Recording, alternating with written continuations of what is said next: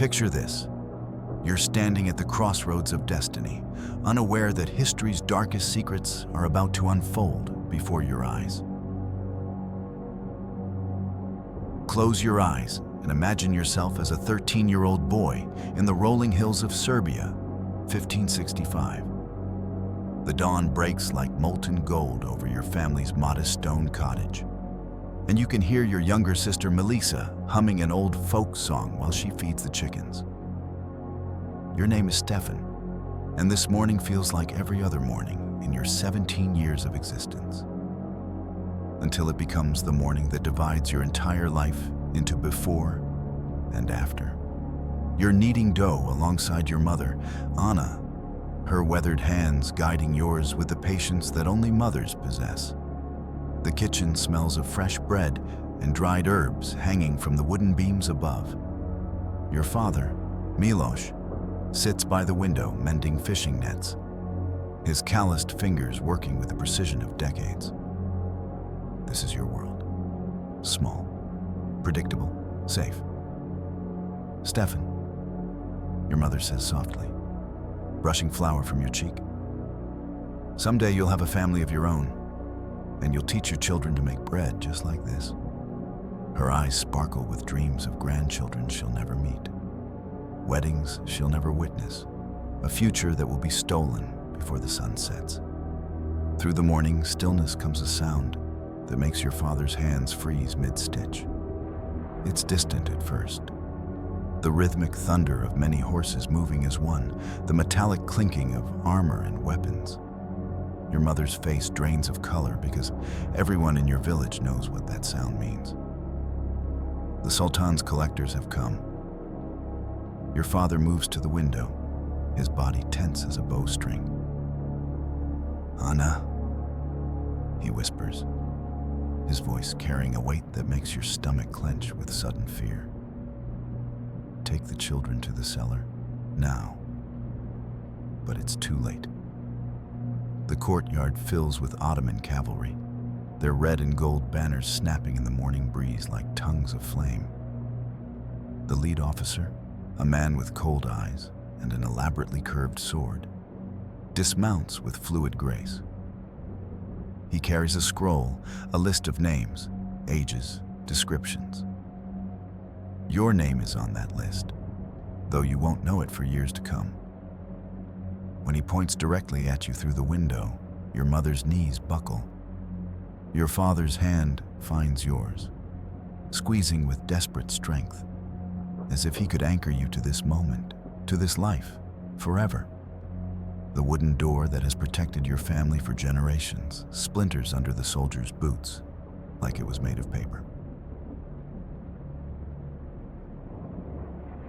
You watch in stunned silence as your neighbor's son, Marco, is dragged from his house 3 doors down. He's only 11, small for his age, and his mother's screams cut through the morning air like shattered glass. The Ottoman official consulting his scroll nods with satisfaction. Another name checked off, another quota filled. The process is methodical, clinical in its efficiency. These men have done this hundreds of times before, in hundreds of villages just like yours. They're not monsters, they're bureaucrats, and somehow that makes it worse. Monsters might show mercy, might have a change of heart. Bureaucrats simply follow orders. Stefan of the House of Milos. The lead official reads from his scroll, his Serbian heavily accented but perfectly comprehensible. 13 years, son of a fisherman, described as intelligent and strong. He looks up at you with the same expression a merchant might use when evaluating livestock. "You will come with us." Your father steps forward, and for a heart-stopping moment, you think he might fight. His fists clench, his jaw sets, and you can see the warrior he must have been in his youth. But then his eyes find your mother's face, see your sister cowering behind her skirts, and the fight goes out of him like air from a punctured bladder. "Please," he says, and the word costs him everything. He's just a boy. Take me instead. I'm strong, I can work. The official's laugh is not cruel, just dismissive. Old man, the Sultan has no need for broken fishermen. The boy will serve the empire far better than you ever could. He pauses, then adds with what might be intended as kindness. This is an honor. Your son will rise higher than any fisherman's child has a right to dream. Your mother tries to run to you, but the soldiers hold her back with practiced ease. She's not the first mother they've restrained, and she won't be the last. "Stefan!" she screams, reaching for you across an impossible distance. "Remember us. Remember who you are." A soldier's hand falls on your shoulder, not roughly, but with firm finality. As you're guided toward the waiting wagon where other boys sit in stunned silence, you turn back once. Your mother has collapsed in your father's arms, and both of them are staring at you with expressions that will haunt your dreams for the rest of your life. They know, as you're beginning to understand, that the boy they raised is walking out of their lives forever. The wooden cross your mother pressed into your palm the night before, a family heirloom passed down for generations, burns against your skin like a brand.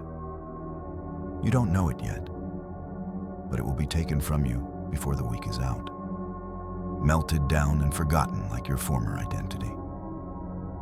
As the wagon lurches into motion, carrying you away from everything you've ever known, one thought echoes in your mind with terrible clarity. You will never see home again. The journey to Constantinople stretches before you like a living nightmare, each day blending into the next in a haze of exhaustion, hunger, and creeping despair. You're traveling with 43 other boys, ranging in age from 10 to 15, all torn from their families across the Balkans. The wagon can only hold the youngest and weakest. Everyone else walks, their feet bleeding through worn shoes on roads that seem designed to break both body and spirit. Beside you trudges Alexander, a boy from Montenegro whose father was a blacksmith. He's maybe 14, with the kind of broad shoulders that promise strength if he lives long enough to grow into them.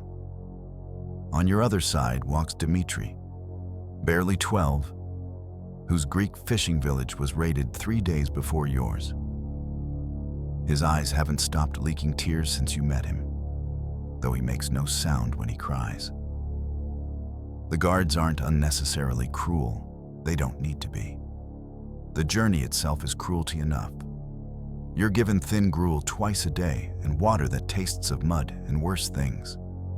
At night, you sleep huddled together like animals, sharing warmth and whispered fears in languages that will soon be forbidden to you. Some boys don't wake up. Others simply vanish during the night, whether from escape attempts or despair, you're never told. On the fourth night, Alexander shakes you awake. His face is pale in the moonlight, his eyes wide with desperate hope. "Stefan," he whispers, "there's a group of us planning to run. Tonight. We know the way home. We can make it if we're careful." You look around the camp at the sleeping forms of guards and boys alike. Part of you burns with the desire to flee, to fight, to refuse this fate that's been thrust upon you. But you've also seen what happens to boys who try to escape. Just yesterday, they brought back Petar, a Serbian boy who'd made it almost 10 miles before the dogs found him. The beating he received in front of all of you was methodical, educational, designed to teach rather than simply punish. "They'll catch us," you whisper back. "You saw what they did to Petar." "Maybe," Alexander admits, "but maybe not. And even if they do, isn't it better to die trying to go home than to live as their slaves?" The question hangs in the air between you like a blade. In the end, you make the choice that will define the rest of your existence. You stay. Whether from wisdom or cowardice, you'll never know.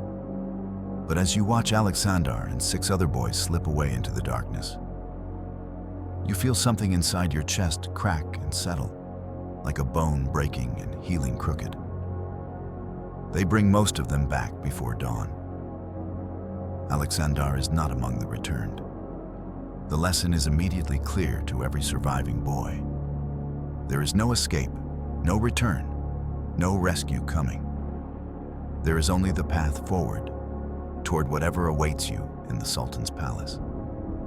The guards don't even bother to beat the recaptured boys. Their broken, lifeless expressions are lesson enough. As Constantinople's minarets finally appear on the horizon, like fingers reaching toward heaven, you realize that the boy who left his family's cottage is already gone. What approaches the imperial capital is something new, something shaped by loss and fear and the terrible understanding that survival requires the death of hope. Your transformation has begun, and you haven't even reached the palace gates yet. The first sight of Topkapi Palace should have taken your breath away with its beauty. The soaring minarets, the intricate tile work that catches sunlight like jewels, the magnificent courtyards where fountains sing their eternal songs. All of it speaks of wealth and power beyond anything you could have imagined in your fishing village. But beauty, you're learning, can be its own kind of prison, and the most gilded cages are often the most inescapable. You pass through the Gate of Felicity with 27 other boys, the survivors of your group. Some were lost to sickness during the journey, others to despair, and a few to escape attempts that ended in ways you try not to think about. The palace officials who greet you move with the efficient precision of men who have processed thousands of boys exactly like you, and their smiles never reach their eyes. "Welcome to your new life," announces Hasan Aga, the chief white eunuch responsible for your dormitory. He's perhaps 35, pale and soft-featured, with intelligent eyes that seem to catalog everything about you in a single glance. You are no longer the children you were yesterday. You are pages of the Sultan, students of the Enderun school, future servants of the greatest empire on earth. The selection process that follows strips away the last pretense that you are anything more than property to be evaluated and assigned. They examine your teeth, test your reflexes, measure your height and the proportions of your face. They make you demonstrate your literacy, such as it is, and evaluate your voice by having you sing childhood songs that now feel like they belong to someone else entirely. When the examiner's fingers trace the line of your jaw and comment on your promising features, you feel something inside you recoil and go quiet.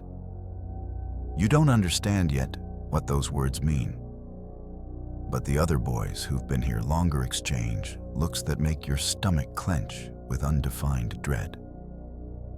You're assigned to the 3rd courtyard dormitory, a long marble hall lined with narrow beds that stretch away into shadows. The boy who shows you to your sleeping place is named Mehmet now, though he whispers that he was once called Nikola and came from a village not far from yours. He's maybe 16, handsome in a way that seems both blessing and curse in this place. And when he looks at you, there's something in his eyes that reminds you of hunted animals. "Listen carefully," he says, as he helps you arrange your few possessions on the small wooden chest beside your bed. The official rules here are simple. Study hard, obey without question, excel in your lessons, and serve with devotion. The unofficial rules. He pauses, glancing around to ensure you're not overheard. The unofficial rules will keep you alive. That first night in the dormitory becomes a symphony of suppressed suffering. In the darkness, you hear the soft sobbing of boys who still mourn their lost families. The whispered prayers in languages that grow more forbidden with each passing day, and other sounds. Footsteps in the corridor, quiet conversations, the opening and closing of doors that fill you with nameless anxiety. You clutch the wooden cross your mother gave you, hidden beneath your sleeping shirt, and try to remember her face. But already, after just days of separation, the details are beginning to blur.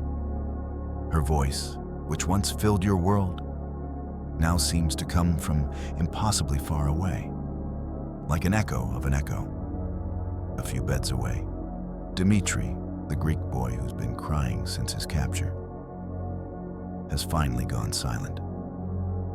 In the morning, you'll discover that his bed is empty, his few possessions gone, and when you ask what happened to him, the older boys just shake their heads. Some questions, you learn, are safer left unasked. Your education in the palace's hidden curriculum has begun, and the lessons you're about to learn will make you long for the simple cruelty of the journey that brought you here. Your formal education begins with the dawn prayer you're forced to recite in Arabic, words that feel like stones in your mouth. The transformation from Stefan to Suleiman, your new Ottoman name, starts with language, but it extends far deeper than mere words. You're being systematically rebuilt, piece by piece, into something that will serve the empire's needs rather than your own dreams. The classroom where you study languages and mathematics occupies a beautiful chamber overlooking the Bosphorus, its walls decorated with calligraphy so intricate it seems alive. Your teacher, Ibrahim Effendi, is a soft-spoken man who might have been kind in another context. He speaks 7 languages fluently and can recite poetry that brings tears to your eyes. But he also watches his students with the calculating gaze of someone evaluating their potential usefulness. Learning, he tells your class of 15 boys, is the greatest gift the Sultan offers his servants. Through knowledge, you will rise far above the humble circumstances of your birth. He doesn't mention the price of that knowledge, or what you'll be expected to pay for the privilege of your elevation. Your days follow a rigid schedule. Prayers at dawn, language lessons until midday, mathematics and astronomy in the afternoon, physical training before evening prayers, and then dinner in the great hall where older students serve the newer arrivals with careful formality. It's during these evening meals that you begin to understand the palace's true social structure. The older boys move through the hall like graceful predators, their every gesture calculated for maximum effect. They've learned to make their beauty into a form of currency, their intelligence into a tool for advancement, their compliance into a shield against the worst abuses. Watching them, you realize with growing horror that they represent your future, if you're fortunate enough to survive that long. Ahmed, a boy who's been in the palace for 3 years, approaches your table with a smile that doesn't quite mask the hunger in his eyes. He's perhaps 18 now, strikingly handsome, and moves with the fluid confidence of someone who understands exactly how to use his advantages. "You're adapting well, Suleiman," he says, using your new name with casual familiarity. Your teachers speak highly of your progress in Arabic, and your calligraphy shows real promise. He sits beside you without invitation, close enough that you can smell the rose oil in his hair. "I've been watching you, and I think you have the potential to go very far in this place." The compliment should please you, but something in his tone makes your skin crawl. You've learned enough about the palace's unspoken rules to recognize a negotiation when you hear one, even if you don't yet understand all the terms being discussed. "I could help you," Ahmed continues, his voice dropping to a whisper. "I have influence with the teachers, connections with the palace officials. A word from me could mean better assignments, private tutoring, recommendation for advancement to the inner service." His hand comes to rest on your shoulder, fingers squeezing gently. "Of course, Such help requires gratitude. There are ways that younger students can show their appreciation to those who protect them. You're 15 now, old enough to understand what he's suggesting, even if you lack the experience to fully comprehend its implications. The choice he's offering is the same one that thousands of boys before you have faced. Submit to exploitation in exchange for protection and advancement, or refuse and face the consequences of isolation and vulnerability. Around you, the dining hall continues its evening ritual. But you feel completely alone with Ahmed's expectant gaze and the terrible weight of decision. You think of your father, of the man he raised you to be, and wonder if honor is a luxury you can afford in this place. You think of Dmitri, whose empty bed serves as a daily reminder of what happens to boys who can't adapt to palace life. I need time to think, you finally manage, the words feeling like cowardice and wisdom in equal measure. Ahmed's smile tightens almost imperceptibly. Of course, he says, standing with fluid grace. But don't take too long. Protection, like opportunity, has a way of moving on to more appreciative recipients. As he glides away, you're left staring at your untouched dinner, appetite gone, while the terrible calculus of survival begins to reshape your understanding of what kind of man you'll need to become to see another year in this beautiful, poisonous place. 6 months into your palace education, you've learned to navigate the treacherous currents of imperial favor with the skill of someone much older than your 16 years. Your Arabic is now fluent. Your mathematical abilities have caught the attention of your instructors. And your calligraphy has been praised by palace officials who've never bothered to learn the names of lesser students. Success, however, has brought its own dangers. Master Kemal, the chief instructor for your level, has begun requesting private tutorials with you twice weekly. These sessions take place in his personal chamber, a richly appointed room where rare manuscripts line the walls and expensive carpets muffle sound. The official purpose is to accelerate your education in Persian poetry and Islamic law. But the unofficial curriculum has become increasingly clear with each passing week. Suleiman, he says during one such session, his fingers tracing the margin of the text you're supposed to be studying, you show exceptional promise. The palace administrators have noticed your progress, and there's talk of recommending you for advanced placement in the inner service. The inner service. You've learned enough to know this represents the pinnacle of palace education. Direct access to the Sultan's court, and potential for advancement to the highest levels of imperial administration. It's also, according to whispered conversations among the older students, where the most beautiful and compliant boys are kept for purposes that extend far beyond education. However, Master Kemal continues, moving closer on the pretext of examining your work.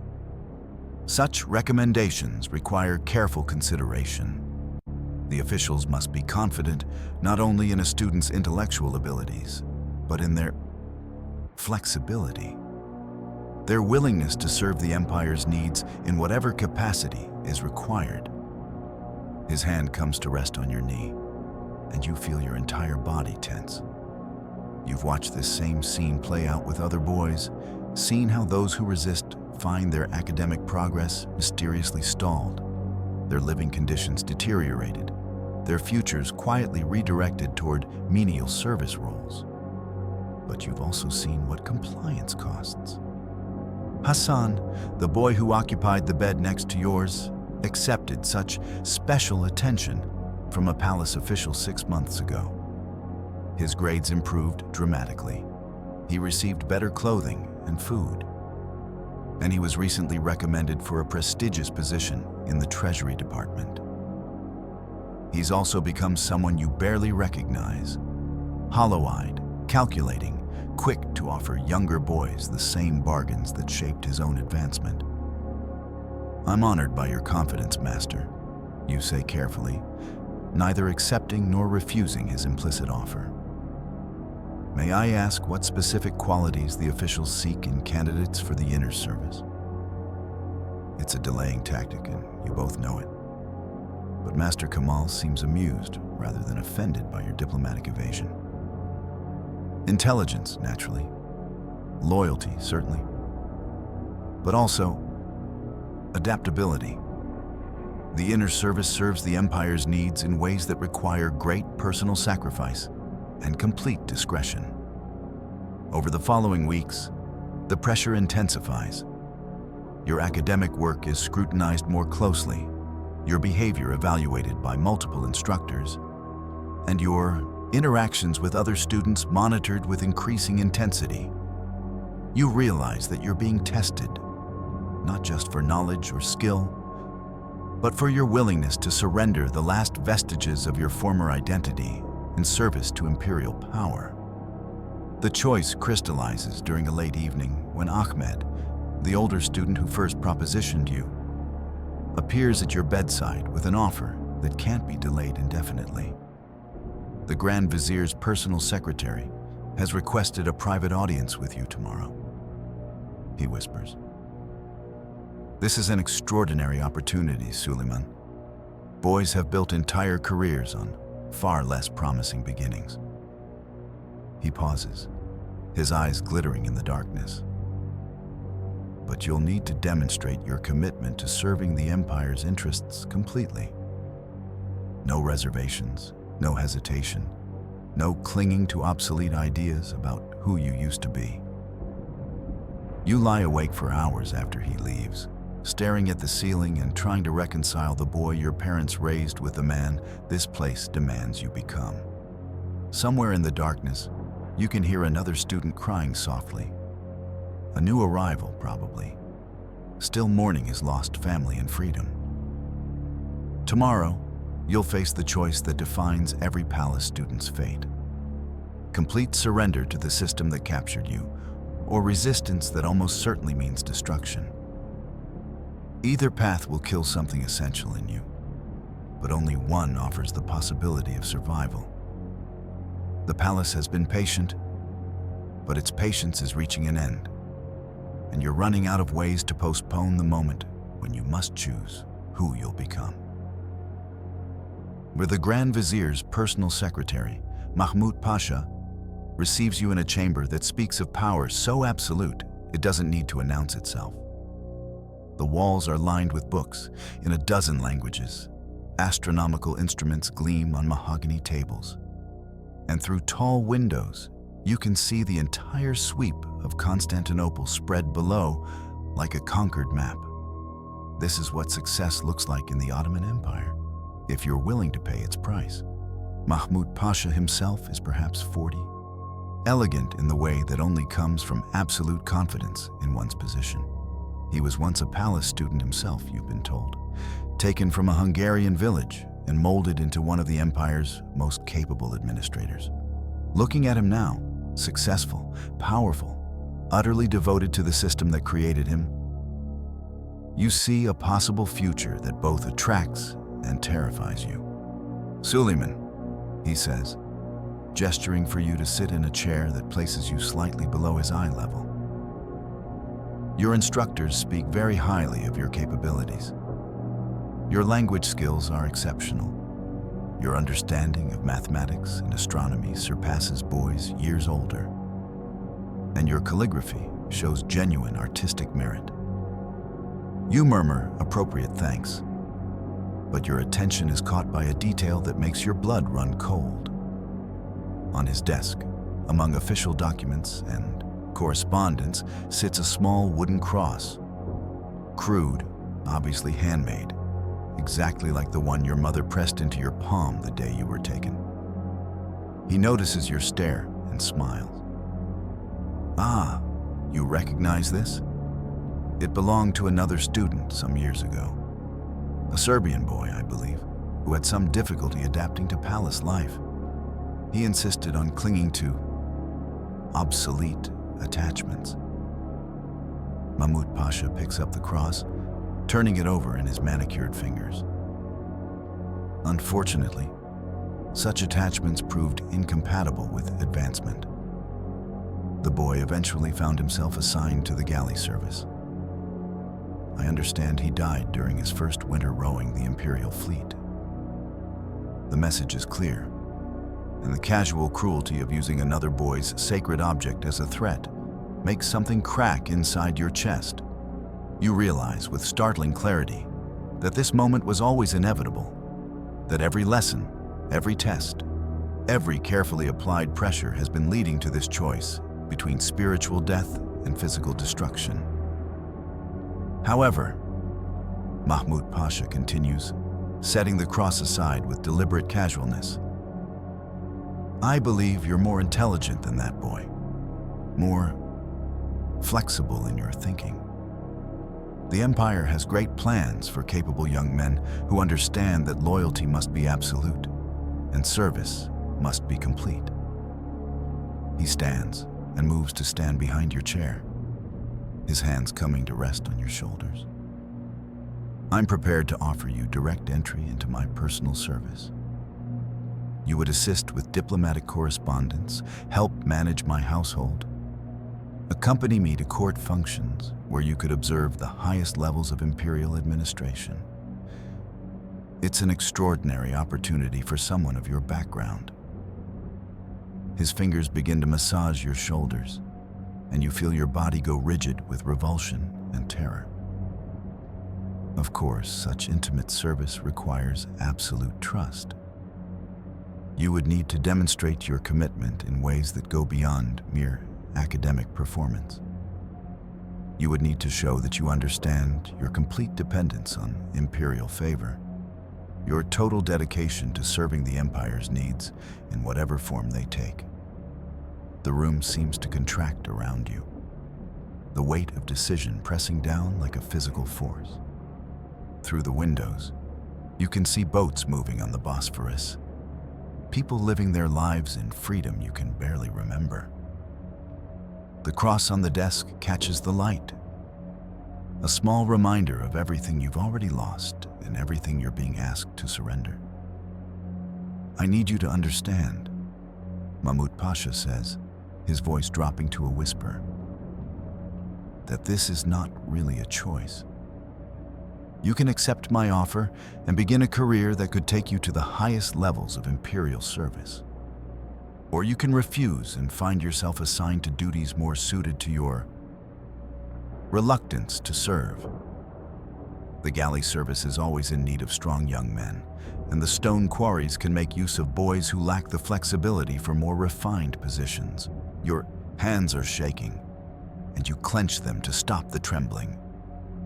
In your mind, you can hear your mother's voice singing lullabies, your father's stories of brave men who chose honor over survival.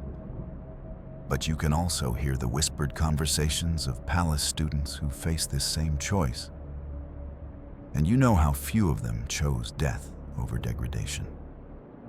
The silence stretches between you like a blade, and you realize that whatever you say next will determine not just your fate, but the fate of whatever remains of the boy who once caught fish in Serbian streams and helped his mother bake bread on quiet mornings that now seem like they belong to someone else entirely.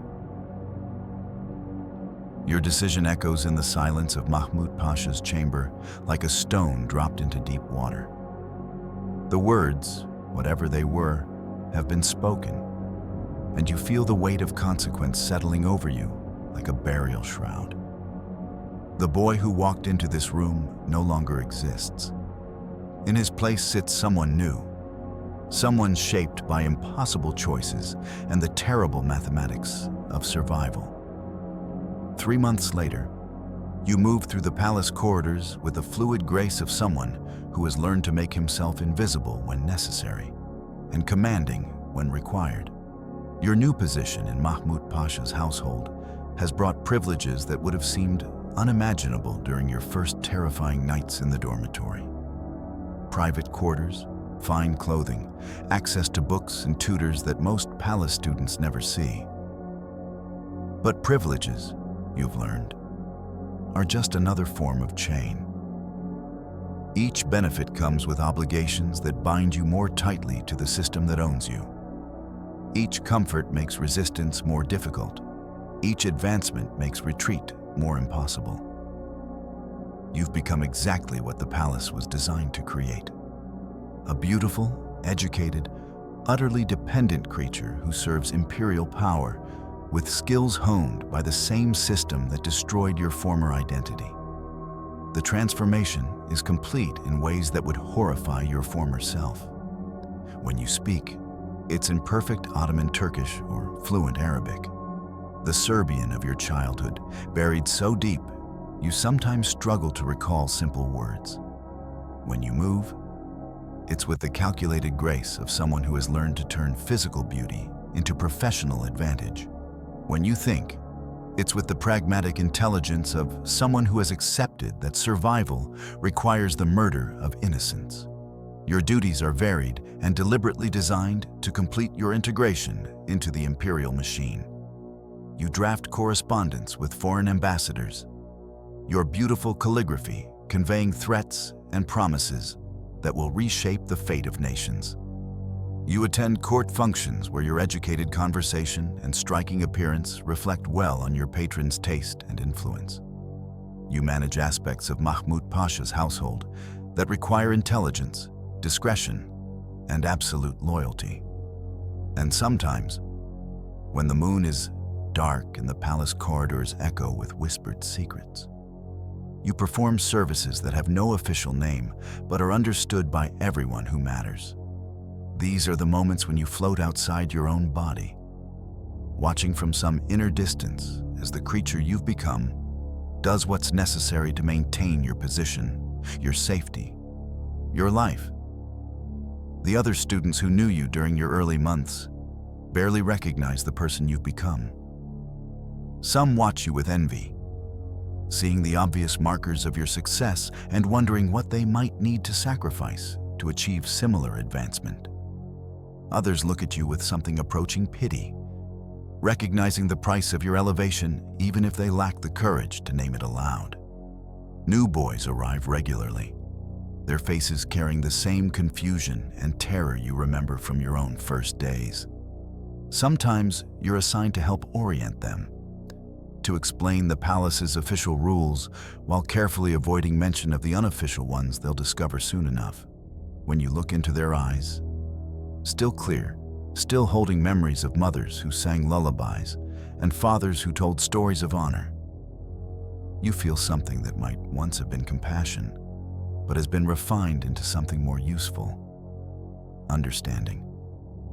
You know exactly what choices await them, what prices they'll be asked to pay, what pieces of themselves they'll need to surrender to survive in this beautiful, terrible place.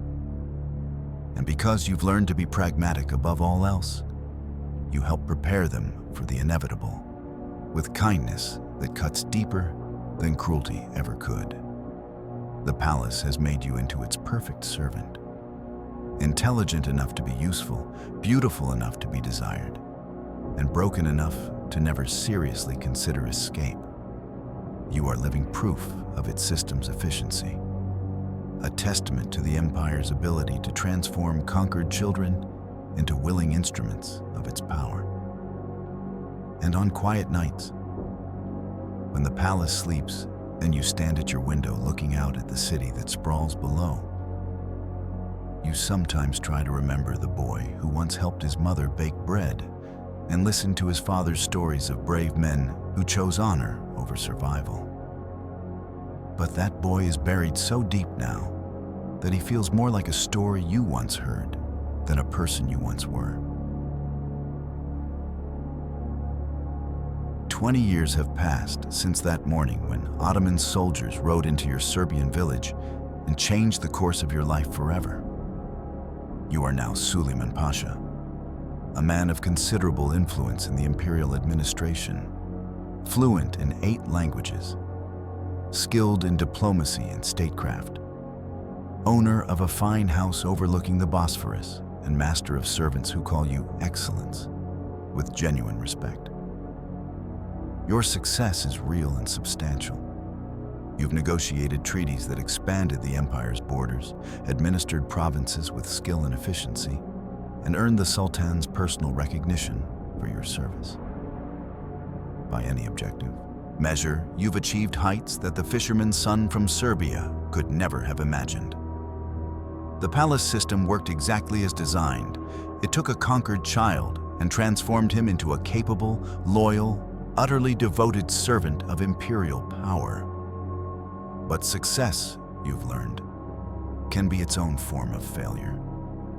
When you look in mirrors, you see a stranger, handsome, well-dressed, confident, but fundamentally hollow in ways that no amount of achievement can fill. The boy who once knew his own name, who loved without calculation, who could imagine a future built on something other than careful political maneuvering, died so completely that even his ghost has faded. Today, you stand in the same chamber where Mahmud Pasha once presented you with that terrible choice. You've inherited his position, his responsibilities, and now his role in perpetuating the system that created you both. A new student waits outside, a boy from Albania, perhaps 14, showing the same promising combination of intelligence and beauty that once marked you for similar attention. You know exactly what you'll offer him, exactly what choice you'll present, exactly how you'll frame submission as opportunity and exploitation as advancement. You'll do it with kindness, even with genuine concern for his welfare. Because you've learned that the most effective cruelty comes wrapped in paternal care. The wooden cross still sits on the desk, the same one that once belonged to that long-dead Serbian boy who chose honor over survival. You've kept it all these years, not from sentimentality, but as a useful tool for breaking the spirits of students who cling too tightly to obsolete attachments. It's served that purpose dozens of times, each use making you a little more efficient, a little more ruthless, a little more perfectly suited to your role as the system's willing enforcer. When the Albanian boy enters, his eyes wide with fear and confused hope, you see yourself as you once were. And because you're now exactly who the palace designed you to become, you feel nothing but professional satisfaction at the opportunity to guide another bright young mind through the same transformation that elevated you to your current position. The empire's golden age continues, built on foundations of conquest and maintained by systems that turn children into willing servants of power. You are both its greatest success and its most damning indictment. Proof that any soul can be purchased, any identity erased, any spirit broken and rebuilt in service to those who know how to apply pressure with sufficient patience and skill. The boy who once caught fish in Serbian streams is gone forever, but his sacrifice purchased something valuable. Another perfectly loyal servant of the Sultan's will, ready to perpetuate the cycle for another generation.